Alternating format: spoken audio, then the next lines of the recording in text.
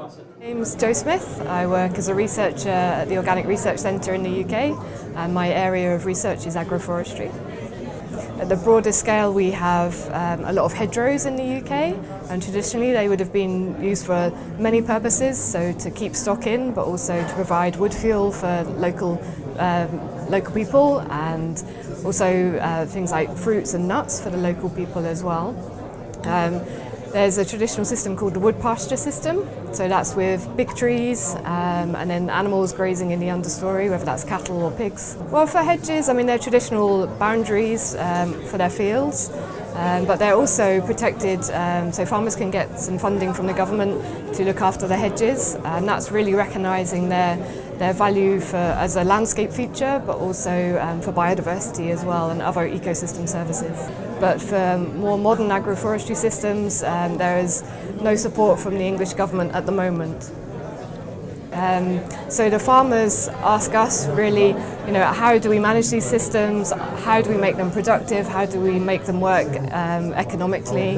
So we are looking at kind of monitoring these systems, collecting data to show how they perform in terms of productivity and economics, but at the same time how to manage them for ecosystem services like improving biodiversity.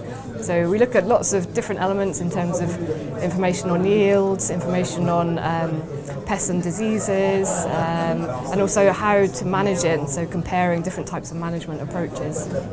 It can be really quite difficult because actually in terms of these new systems we don't have many examples in the UK.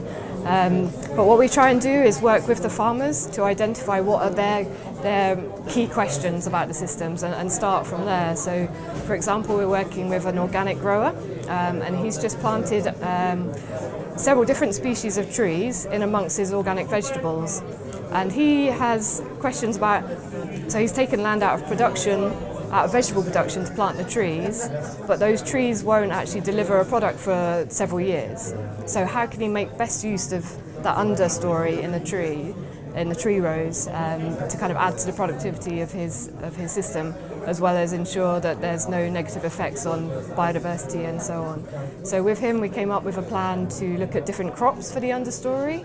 So he's planted rhubarb, he's also planted flower bulbs to get cut flowers, and artichokes as well.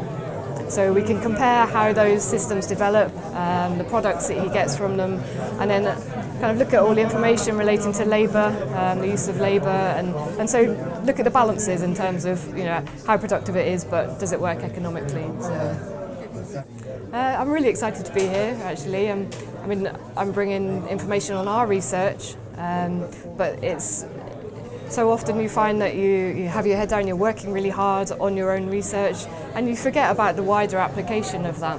So it's great to come here to listen to everyone else, to hear what they're doing, to make those links and talk about future collaborations and to share those ideas. Yeah, it's a really exciting time.